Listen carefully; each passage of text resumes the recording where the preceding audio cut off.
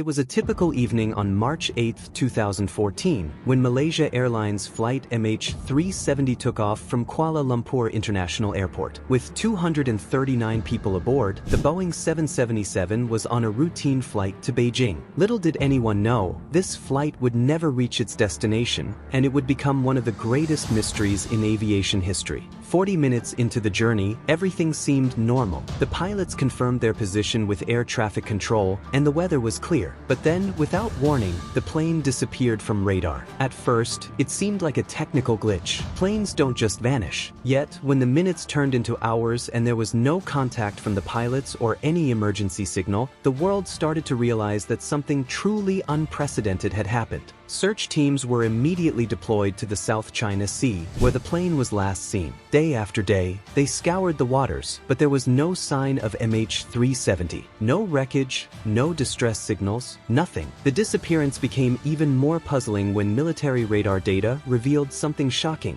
The plane had not crashed in the South China Sea. In fact, it had made a dramatic turn, heading west across the Malaysian peninsula before flying for hours over the Indian Ocean, completely off its original course. Theories began to swirl. Some believed it was a hijacking, a deliberate act to take the plane off course. But no terrorist group ever claimed responsibility, and there were no ransom demands. Others pointed to the possibility of a catastrophic technical failure, one that may have knocked out the plane's communication systems and incapacitated the pilots. But if that were the case, why did the plane continue flying for hours? And why was there no distress call? One of the most debated theories is that of pilot involvement. Some experts speculated that the captain, Zahari Ahmad Shah, may have intentionally taken the plane off course in an act of suicide. However, this theory remains controversial, as there was no concrete evidence of motive or mental health concerns that would suggest such a plan. The mystery deepened. As the world watched in disbelief, search operations shifted to the remote southern Indian Ocean, one of the most isolated and difficult-to-reach regions on Earth. For months, search teams combed the vast ocean floor, using cutting-edge technology to locate the wreckage. But despite their efforts, nothing was found. It was as if the plane had vanished into thin air. Then, in 2015, more than a year after the disappearance, a piece of debris washed up on the shores of Reunion Island, thousands of miles away from the original search area. This fragment, confirmed to be part of MH370, reignited hope that the mystery could be solved. Over the next few years, more pieces of the plane were discovered on beaches across the Indian Ocean,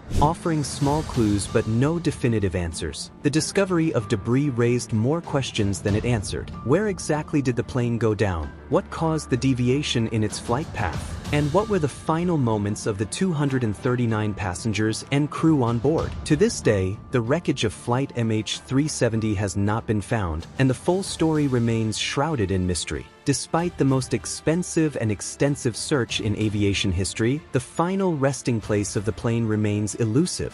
Families of those on board are still searching for closure, while aviation experts and investigators continue to wonder how a modern aircraft could disappear without a trace in an age of constant satellite surveillance. Flight MH370 isn't just a mystery, it's a reminder of the vastness of the world's oceans and the limits of human technology. In an era where everything is tracked, where planes and ships are constantly monitored, the disappearance of MH370 stands as one of the few remaining modern enigmas. Whether it was a deliberate act or a tragic accident, the fate of the plane and its passengers continues to captivate and haunt the world.